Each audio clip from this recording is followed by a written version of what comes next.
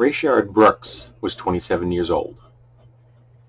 He was drunk and decided, rather than attempt to drive, because that would be illegal and endanger the public, he'd sleep it off in his truck. Unfortunately, he picked the parking lot of Wendy's to do it in. And the police were called because there was a black guy asleep in a truck. I'm not quite sure what crime he was being reported for in that particular case. But this being America, you can imagine that things didn't end well for Mr. Brooks. Police were called. They talked to him for, I believe, something like a half hour.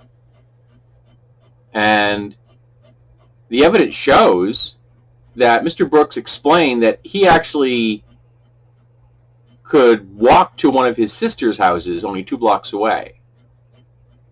But rather than let him do that, after talking to him for like a half hour, the cops decided to arrest him. And a struggle ensued. He was a drunk guy. That happens with drunk guys sometimes. I know, I've been a drunk guy before. Drunk people often don't behave logically, don't behave in ways that are smart. But the cops just couldn't help themselves. It was a black guy after all, right? So during the struggle, he grabbed a taser and he ran because he didn't want to get tased. I can fully understand that. But he ran away. He was running for his life.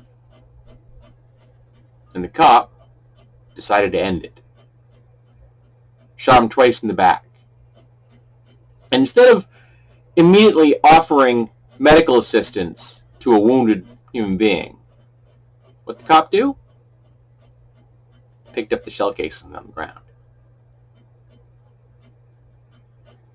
Got to cover your ass, right? The cop's been fired and is facing murder charges. This particular cop, however, he faced excess force charges in the past. Excess force charges entailing the use of a firearm in the past. So if he'd been fired for that particular charge the first time he had shown the world he was violent and unhinged and incapable of doing his job as a law enforcement professional, Mr. Brooks would be alive. That nah. In America, if you use excess force with a firearm and you're a cop, it's A-okay, it's all right. Particularly if it's aimed at, black people. Now, he actually may face prison time, which is good, because he murdered somebody for no goddamn reason. A person running away from you is not a risk to you.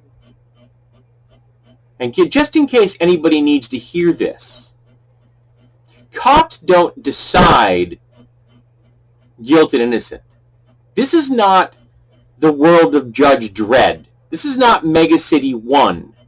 It is not the cop's job to decide whether someone lives or dies. Every single person ever shot by a cop was innocent because they never made it into the legal justice system. They were killed before they had that opportunity. No guilt, no innocence. They were all innocent. All of them. Is fighting with a cop worthy of a death sentence? I don't think so. Is stealing police property worthy of a death sentence? I don't think so. Is running away from a cop worthy of a death sentence? I don't think so. This cop thought so. And this cop decided that someone running away from him somehow deserved to be dead. Because this is America. And cops can get away with murder. This is America. This is something that happens all goddamn day long.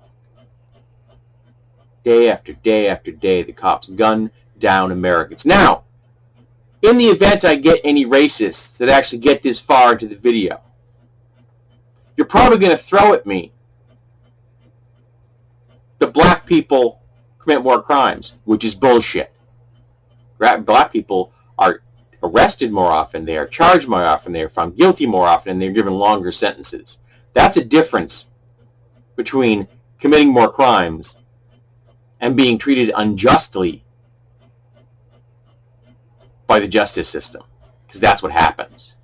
The racism in the system means that black people face consequences for crimes far more often than do white people, even though white people and black people are as equally criminal based on population demographics. You also might hear the bullshit that, well, more white Americans are killed by the cops. Well, let's look at population densities then. At the moment in time, white people make up 60% of the population in America. White people make up 17% of those people killed by cops. 76% of the people killed by cops are black and brown people, in that order. So the bulk of people killed by the cops are black, even though they are a minority. I think something like 12 or 14%. I can't remember. So don't give me that bullshit. You are 3 times as likely to be killed by a cop in America if you're black than if you're white. And white people get away with stuff every goddamn day that would get black people killed, that do get black people killed. Got a cell phone in your hand? Boom, you're dead. Got a toy gun in your hand and you're in a park and you're 12? Boom, you're dead. Walking around with a toy gun in your hand in a store because you're going to buy it for somebody. Boom, you're dead. Asleep in a car? Boom, you're dead. Asleep in your bed? Boom, you're dead. Do you get my fucking point? The angry white person's telling you this. Why? Because you might listen to the angry white person. But you know what you should be doing? Listening to all the angry black people who have been telling you this bullshit for centuries. And you didn't listen.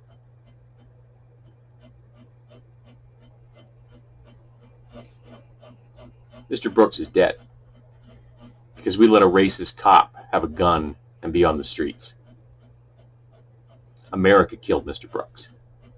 America executed Mr. Brooks in the streets. America lynched Mr. Brooks in the streets for being black in public. Defund the cops.